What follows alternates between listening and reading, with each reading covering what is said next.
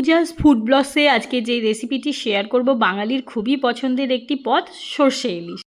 আমি এখানে 4 পিস মাছ নিয়েছি। মাছটাকে ভালো করে ধুয়ে পরিষ্কার করে নিয়েছি। এর মধ্যে আমি হলুদ গুঁড়ো দিয়ে দেব আর আন্দাজ মতো নুন দেব। আর এখানে 2 চামচের মতো সর্ষেকে আমি বেটে ছেঁকে রেখেছি, সর্ষে চাকার জলটা দিয়ে দেবো। আর এখানে 2 চামচ পোস্ত আমি মিহি করে বেটে রেখেছি, বাটা পোস্তটাও দিয়ে দেবো। আর 2 চামচ টক দই নিয়েছি, 2 চামচ টক দইটাকে এবারে দিয়ে দেবো। আর 4-5টা চেরা কাঁচা লঙ্কা আমি এই মাছটার মধ্যে দিয়ে দেবো। এবারে আমি মাছের গায়ে সব মশলাগুলোকে ভালো করে মাখিয়ে নেব। আমার ভিডিওটি যদি আপনাদের ভালো লেগে থাকে, আমার ভিডিওটিকে লাইক, শেয়ার অ্যান্ড সাবস্ক্রাইব অবশ্যই করে আমার পাশে থাকবেন। মাছের গায়ে ভালো করে মশলাগুলো মাখানো হয়ে গেছে। এবারে আমি উপর থেকে কিছুটা কাঁচা সর্ষের তেল দিয়ে আবার ভালো করে মাছগুলোকে মাখিয়ে নেব।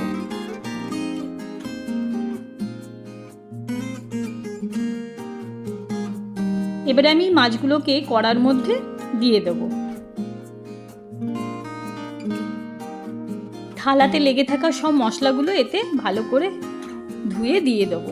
আর কোনো রকম এক্সট্রা এতে জল দেব না, এটা পুরোপুরি স্টিমে করব। ইলিশ মাছ খুব নরম মাছ, ইলিশ মাছ সেদ্ধ হতে বেশিক্ষণ সময় লাগে না। কিছুক্ষণ পরে ঢাকনাটা খুলে আমি মাছগুলোকে উল্টে দেবো। উল্টে দিয়ে আবার 5 মিনিটের মতো স্লো ফ্লেমে রেখে দিলেই আমার সর্ষে ইলিশ একেবারে রেডি হয়ে যাবে। চলুন ঢাকনাটা খুলে দেখি, আমার সর্ষে ইলিশ একেবারে রেডি। এবারে ওপর থেকে কিছুটা কাঁচা সর্ষের তেল আমি ছড়িয়ে দেবো। এবারে গরম গরম ভাতের সাথে সর্ষে ইলিশ পরিবেশন করব। আমরা সকল বাঙালিরাই বাড়িতে অনেক রকমভাবে ইলিশ মাছ বানিয়ে থাকি। একবার আমার এই রেসিপিটি আপনারা বাড়িতে বানিয়ে দেখুন, কেমন লাগছে অবশ্যই আমাকে কমেন্টে জানাবেন। আমার ভিডিওটি যদি আপনাদের ভালো লেগে থাকে, ভিডিওটিতে একটি কমেন্ট অবশ্যই করবেন আর চ্যানেলটিকে লাইক, শেয়ার অ্যান্ড সাবস্ক্রাইব করে দেবেন।